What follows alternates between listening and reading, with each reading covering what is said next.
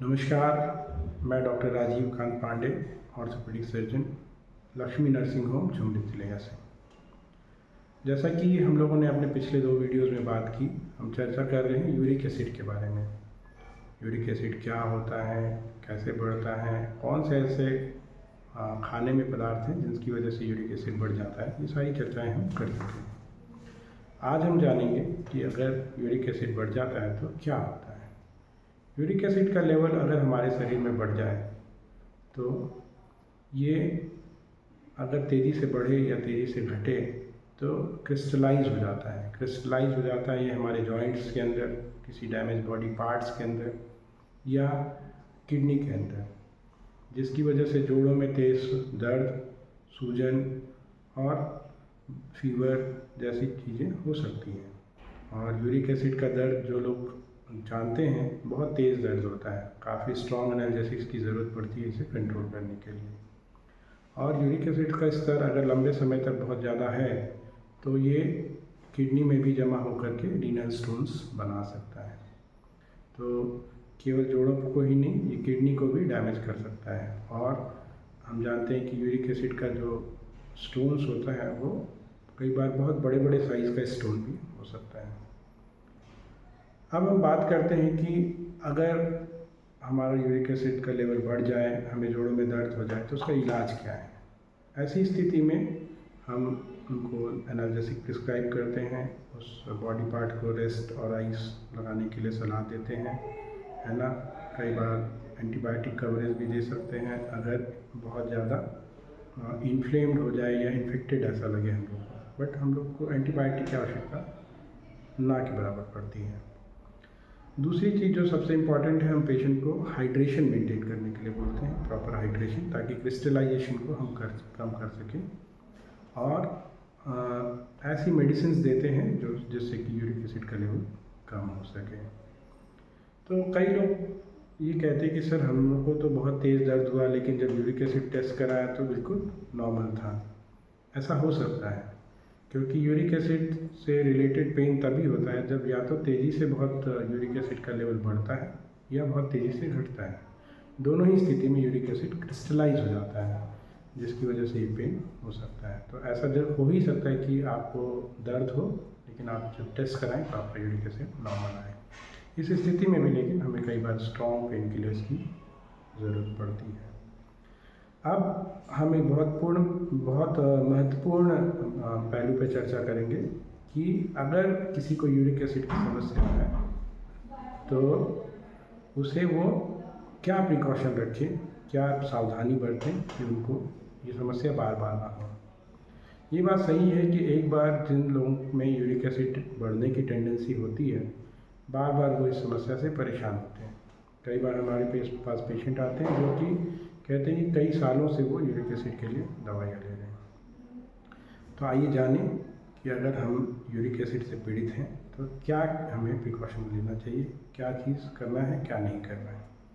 जैसा कि हम पहले भी चर्चा कर चुके हैं कि कई खाने की चीज़ें ऐसी हैं जो जिसमें प्यूरिन ज़्यादा होता है और वो यूरिक एसिड के लेवल को बढ़ाती हैं। नॉन वेज, अल्कोहल और कुछ वेजिटेरियन सोर्सेज जो हम लोगों ने चर्चा की, तो हमें उसको अवॉइड करना है या उनका इंटेक कम करना है। जहाँ तक रही अनवेजिटेबल्स की बात, तो आप उनको आसानी से ले सकते हैं, आपको सब कुछ बंद करने की आवश्यकता नहीं है। दूसरा सबसे इम्पॉर्टेंट पहलू जो है वो आपका हाइड्रेशन है। आपको अच्छा हाइड्रेशन मेंटेन करना है, पानी खूब पीना है।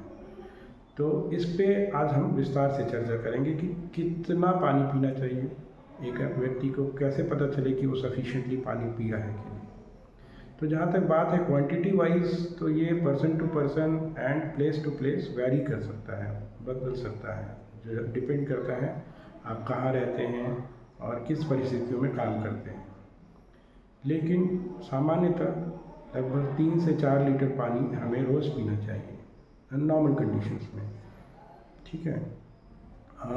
लेकिन जैसे गर्मी का मौसम है तो आपका वाटर इनटेक की आवश्यकता ज़्यादा हो सकती है। आप ह्यूमिड इन्वायरमेंट में काम करते हैं तो हो सकता है आपका वाटर इनटेक आपको ज़्यादा लेना पड़े।